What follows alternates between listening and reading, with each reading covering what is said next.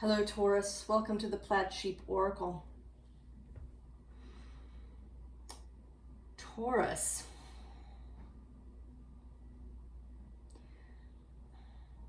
Everything, not surprisingly, in the moment as I'm reading,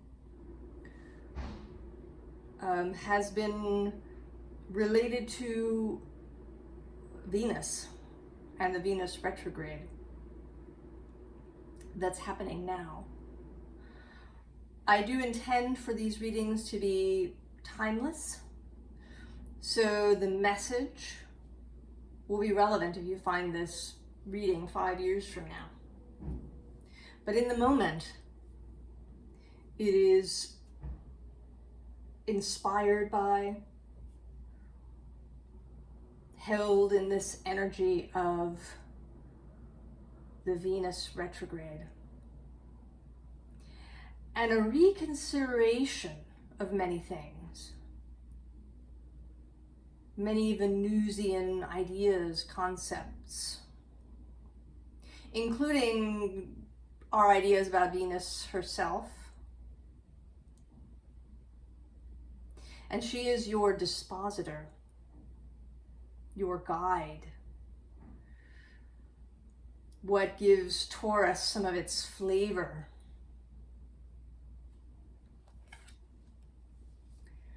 We begin with this Myrmidon card. And I didn't know the word, the sort of the vocabulary word.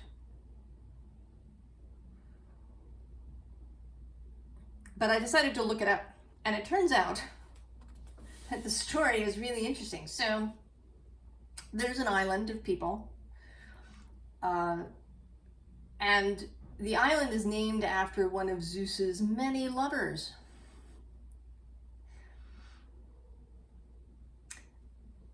And Hera decides to eliminate all of them because in all the stories she's this jealous woman. And Zeus recreates the people there. And he creates people from ants. And in another version of the story, the original King Myrmidon, that the rest of them are named after, is the result of Zeus's seduction of a woman, and he appears to her as an ant.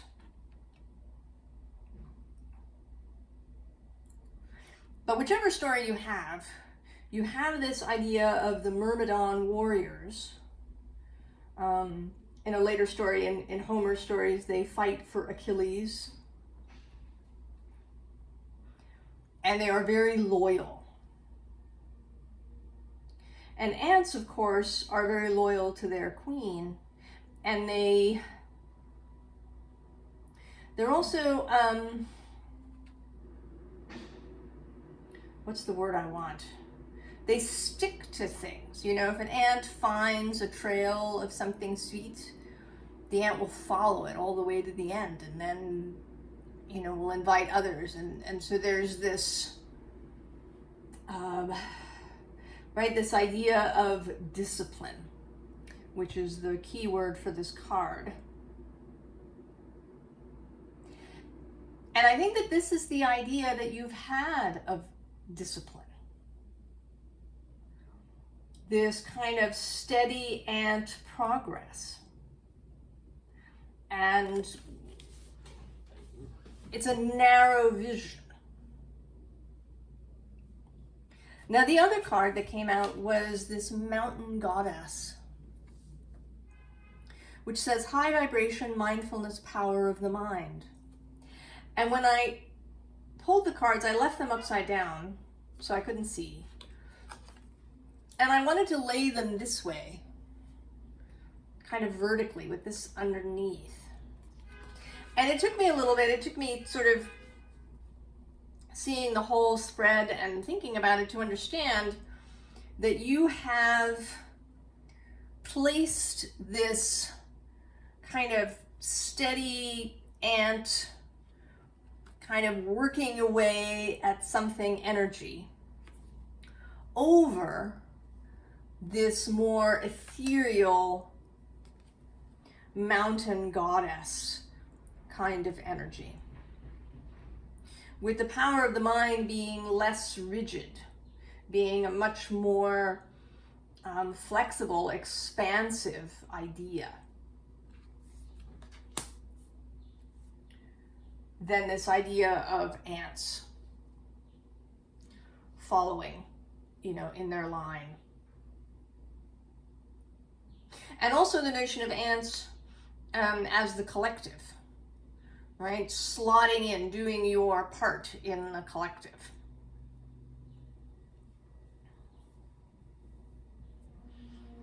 And that is appearing too.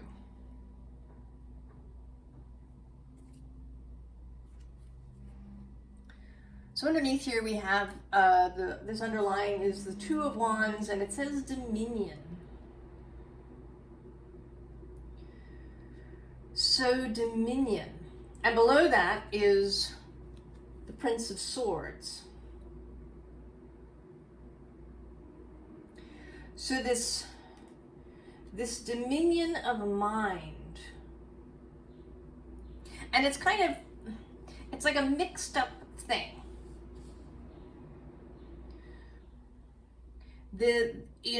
Our society definitely sees the mind as superior. Intellect is the highest aspiration. The best way to get to an answer is through intellectual work, through the mind.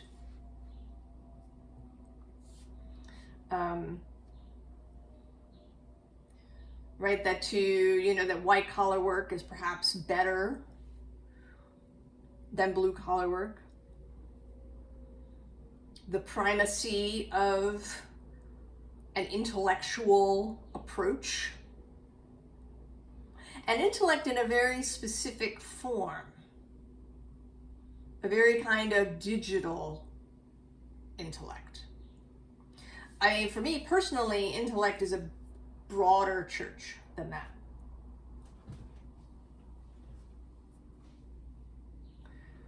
That a really first class, if we want to say, or a really expansive,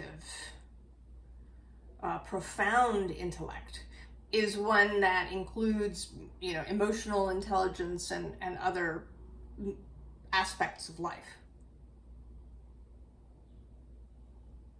Right? People who we meet that really seem intelligent to us cover a much broader area than just, something narrow.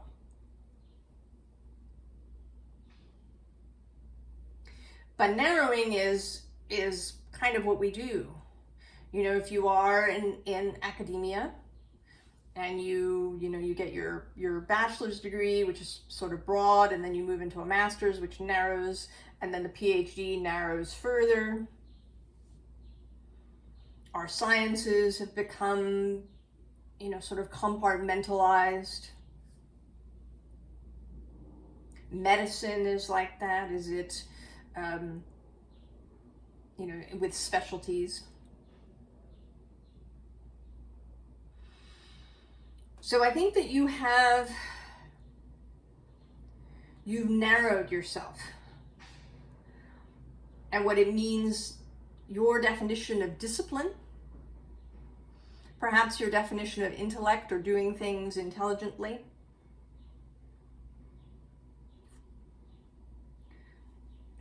Is narrow. And at the same time, there is a sense of a great weight, an almost physical kind of weight. This notion of this heavier, darker, very earthy energy. This image of the Colosseum, which is a giant building. All the stone involved in making the Colosseum would be very heavy. And then this much lighter energy that's that's wanting to rise. But we have this, so we have this Ten of Wands, ruin, and this Five of Discs, worry. And the Ten of Wands is, right, traditionally in many cards, it's shown as a person carrying all the wands. Right, it's a weight. And then this worry. Worrying about, particularly about physical things. So this interplay of air and earth becoming in your mind all wrapped up in earthy concerns, but not in a creative way, in a knotted up way, in worrying.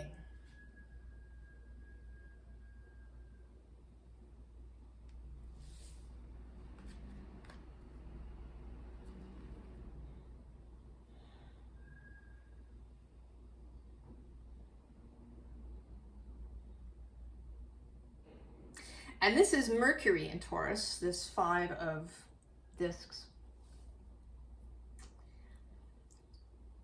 The way that our mind can become weighted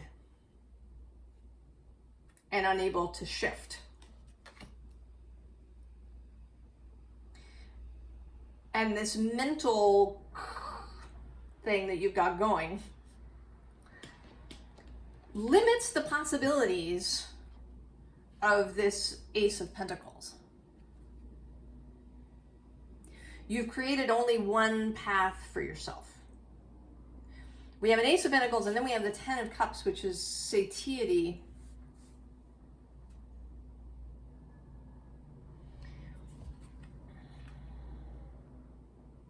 And there's also something here about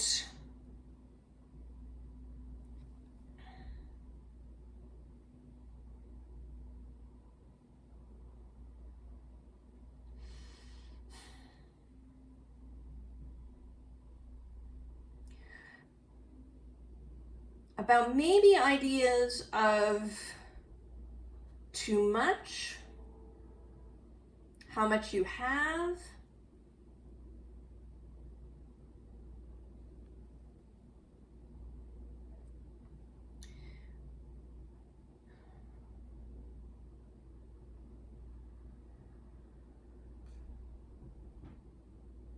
that it's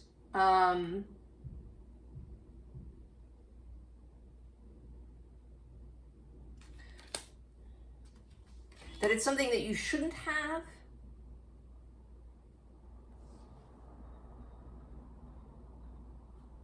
And then maybe that's all of this worrying thing that's happening. Now the next underlying is this Eight of Voices, Eight of Swords, the imprisoned mind.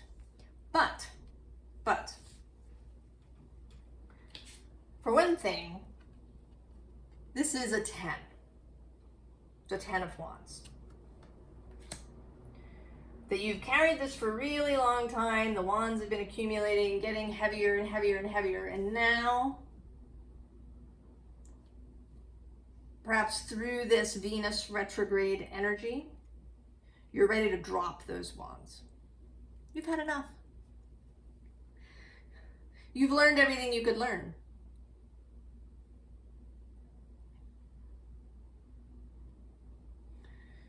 You're ready to break out. You have seen some of the light. And there is this Knight of Materials too, as well as this Knight of Voices here in these kind of brighter forms, arriving with messages about possibilities of earth and air.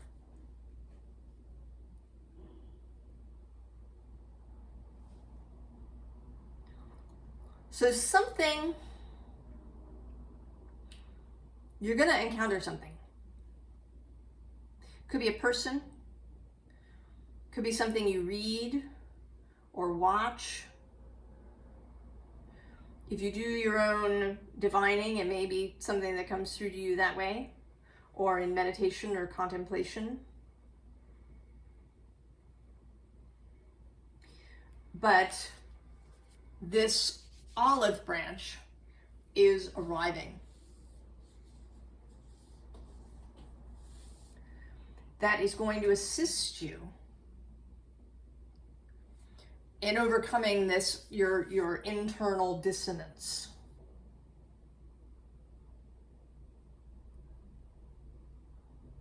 Your internal dissonance about efforting versus receiving, around what you are and are not allowed to have or to do.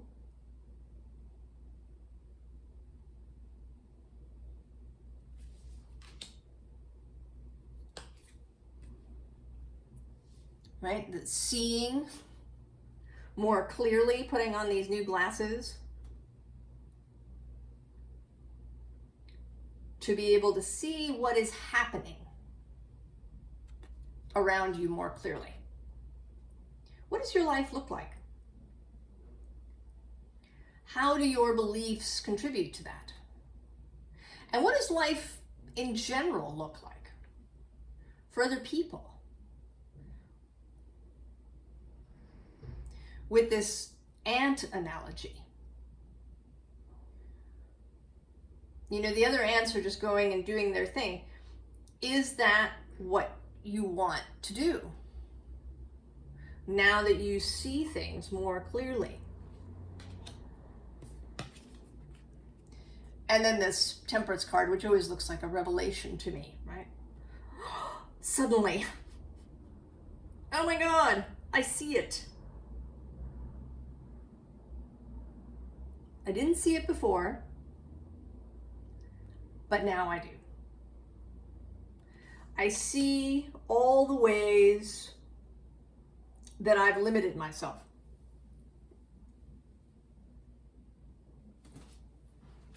That I have accepted, perhaps, what other people have told me. That I've accepted that there's this particular path to moving on. And this doesn't necessarily even have to be in a very real world, you know, sort of way. This could even be in a spiritual setting. That this is the accepted path to spiritual enlightenment. That it, you know, it needs to be done this way. That, you know, and if I want to be disciplined, I have to do it this way.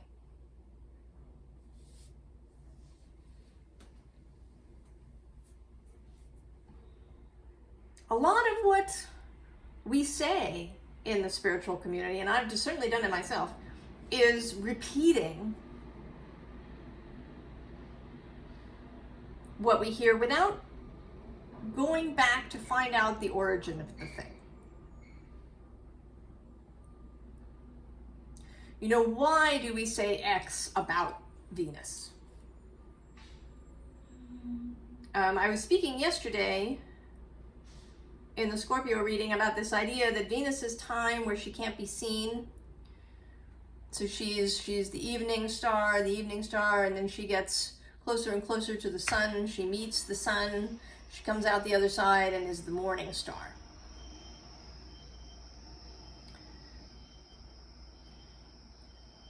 And this idea that when Venus vanishes, that she is descending into the underworld. Maybe. It's one interpretation. Or the idea that when Venus enters this space with the sun, that it's a kind of that she needs to be a warrior, right? She has to pass through this hot, solar, fiery space. You know, a kind of phoenix thing. Maybe. but maybe not. Venus is herself quite hot and liquid.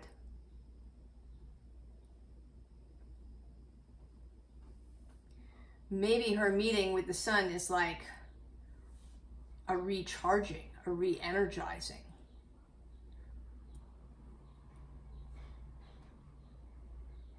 Maybe there's no effort of any kind involved. And maybe all of these things happen at different times. That it depends on other things, other aspects perhaps, where you are in your life, moments in time, timelines.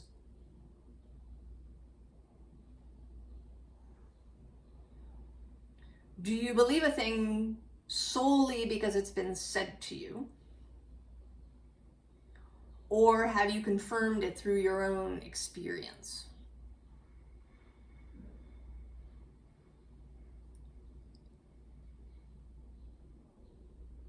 Does it make sense to you?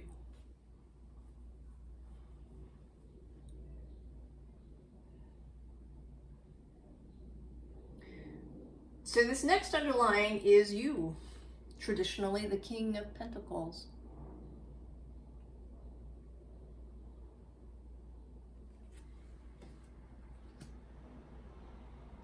Now we have here first this movement card, the Chariot,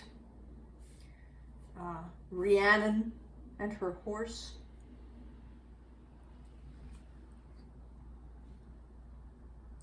And this is the Chariot often has two horses.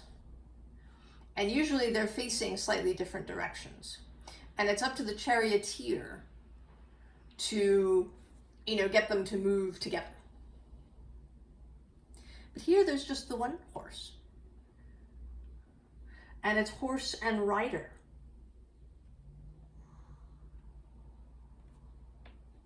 And those who work in perhaps what one could call a more spiritual way with horses will tell you that you can form a telepathic connection with your horse.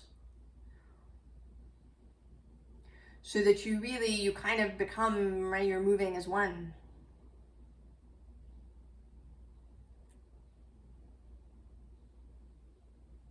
Where you don't need to do anything strongly with your legs or with the reins, that the thought is sufficient.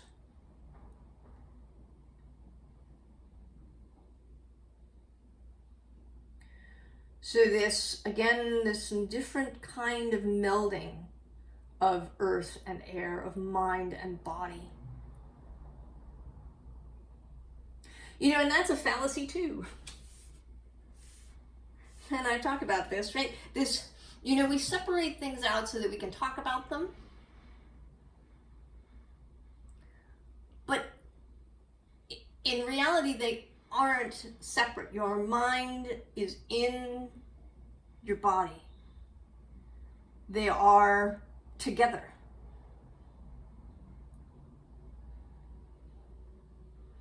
There is both, right, the paradox both of separate and one.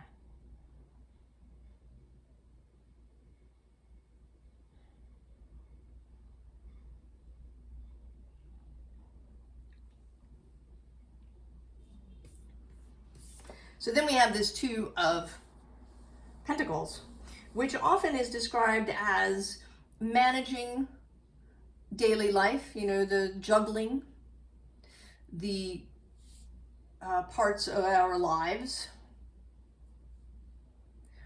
But this card, particularly in this deck, has come to me to look like magic, right? Like real, not sleight of hand. I mean, that's the phrase I want to use, but that implies an illusion, and not illusion. The ability to change our reality through our thoughts and our beliefs.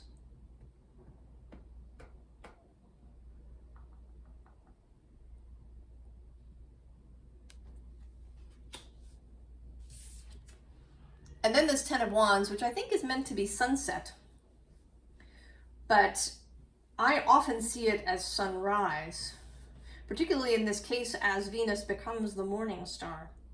So when she's the evening star, you see her right after sunset.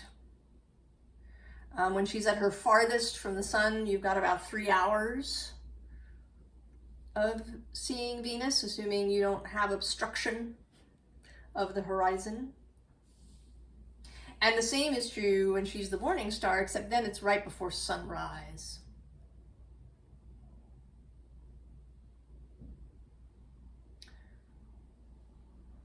And there is a different feeling to sunset and sunrise. This feeling of, Venus at night, that's kind of a moving into quiet, a hush descending, moving into darkness, candlelight perhaps, the kind of feeling of that into night. And then the morning, right, moving into activity, moving into the day.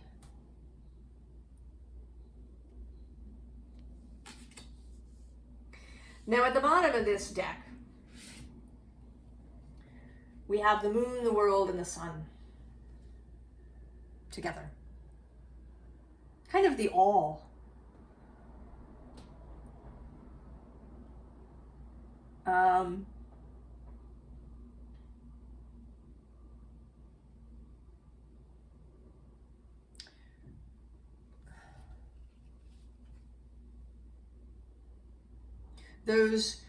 Those astrological elements of the moon and sun that are closest kind of to us, that we experience the most, and the moon, which is literally the closest to us, and then the world itself, Gaia.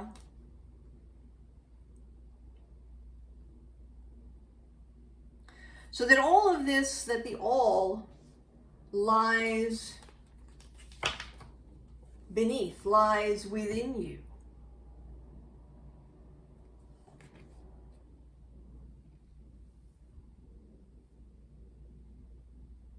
What are you capable of if you release yourself from this narrow vision of discipline? This narrow vision of method, where there is, tight mental concentration and lots of effort.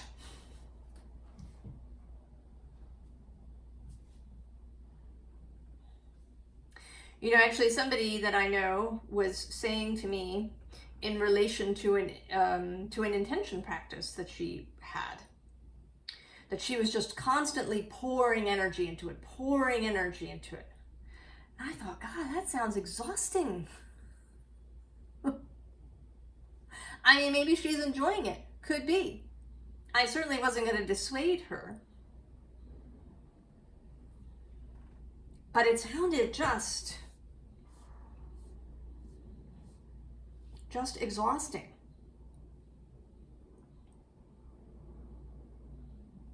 And is it really necessary?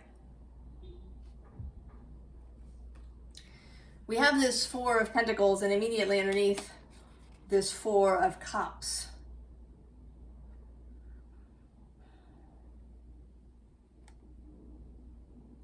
So you've been holding this line, doing this process,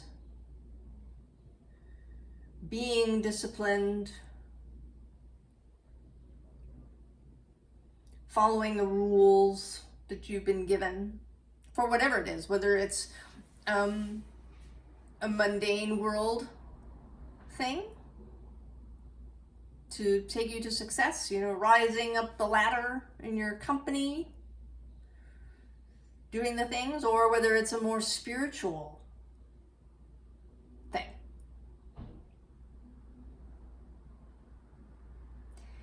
But you're not really, the results aren't really there. Or maybe they get there, but it right? It's really hard when. And right underneath these is the star. But neither of them can see her. This dragon is obsessed with the pentacle, and she's staring into this pool. And meanwhile, this is going on over here. This mountain goddess energy is there.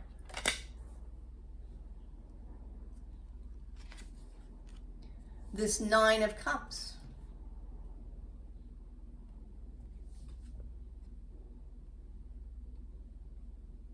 Joyous Venus energy. And actually this being here in the 9 seems to be trying to attract your attention as you grip your pentacle.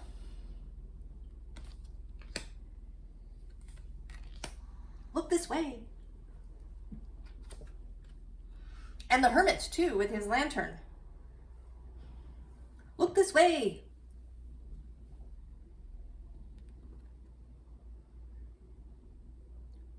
Turn to the light.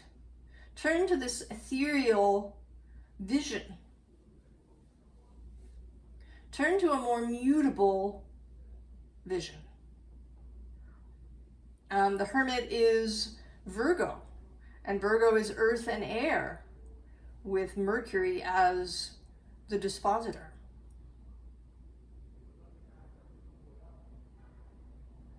Real discernment, and Virgo is for sure devotion and discipline, but not because somebody else told you or because this is the way we've always done it.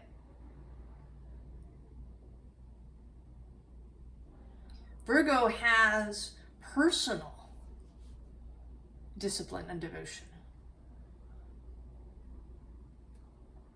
Particular, discerned, just for Virgo. And changeable, mutable, that you don't have to stick to something forever and ever. You do a thing while it works, and then when circumstances and energies change, you can change your method. And for sure, Taurus, as a fixed earth, can be more slower to change. I know I have a lot of Taurus energy. Can take time to turn the ship.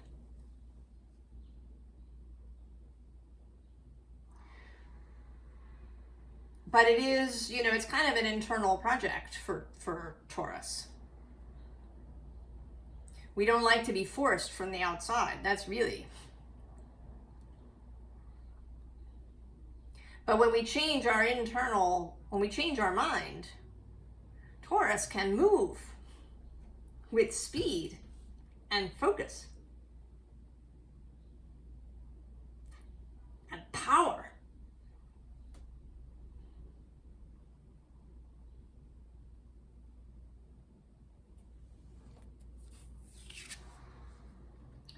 So here, this Five of Pentacles. The butterfly also attempting to attract your attention. A different kind of air, right? Rather than a very digital, binary, perhaps, kind of idea of air. And I would also say of electricity, right? Uranus is passing through Taurus. So I think this message has been coming through kind of on repeat a little bit. But it may need to. Messages needing to repeat for all of us so that we really get it. And, maybe coming at us from different directions to get through. Uranus is lightning striking on different parts of the land.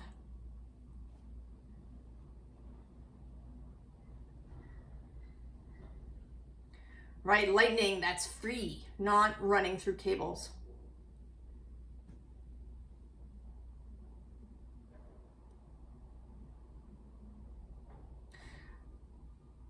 So what is the advice?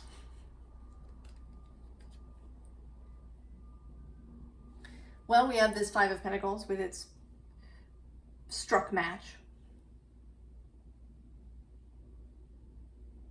Begin. You can begin anew. You can begin with a new idea. You can see what's trying to be seen.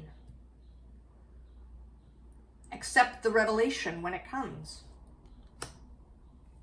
And then this Nine of Pentacles actually followed by the Ten of Pentacles. So if you feel like you've been weighed under, lift off.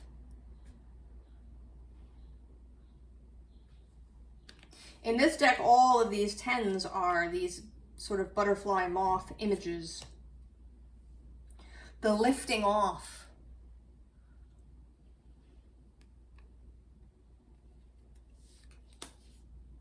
You can be earthy and juicy and luxurious and stable, responsible, capable, while also being nimble and flexible. And here we have the Ten of Wands also lifting off. Drop them. Just drop those wands. Or drop 9 of them, I want to say, right? Keep the wand that works. Or maybe drop those 10 and pick up the new wand.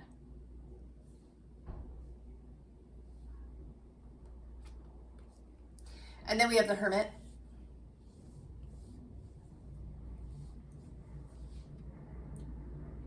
Your own light, and this, again, this Virgo idea repeating of a more nimble, more flexible earth.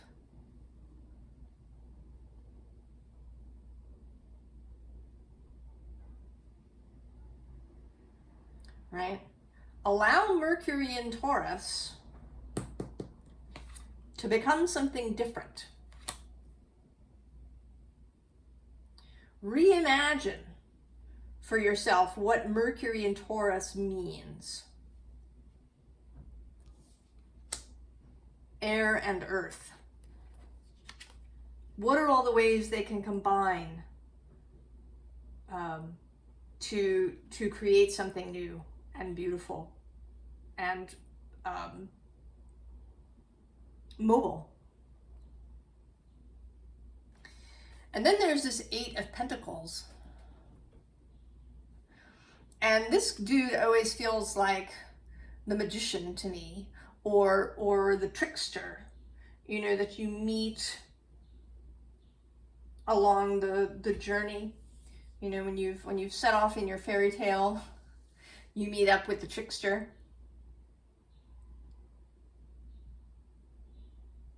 And I envision this bag being one of those bags that appear in fairy tales that refills itself.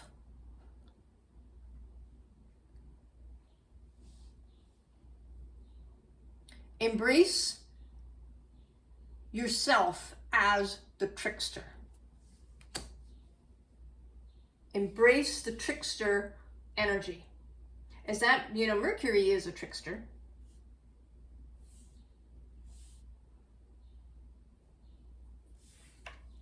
He's kind of formless,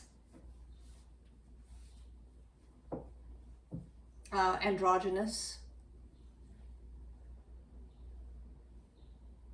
psychopomp, able to move through the veil and the underworld at will.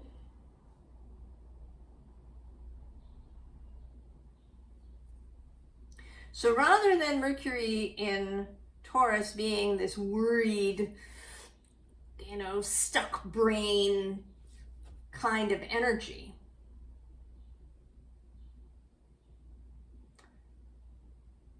And, you know, currently, actually, he's about to turn retrograde in Virgo. So that's more energy of this air, earth idea.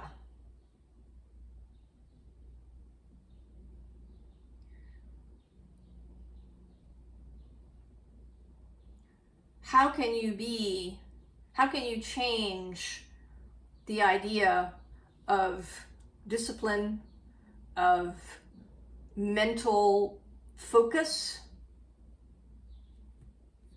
to be different, to work better for you personally?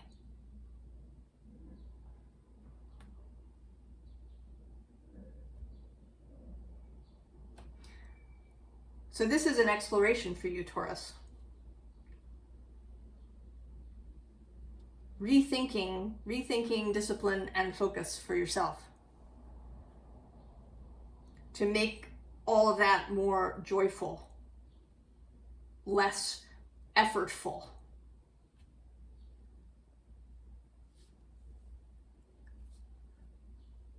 I wish you all the best, Taurus, in this exploration. And I hope you really take advantage of this time period when this energy of reconsidering and reworking and seeing things differently and anew is available to you. I'll see you next time. So long, Taurus.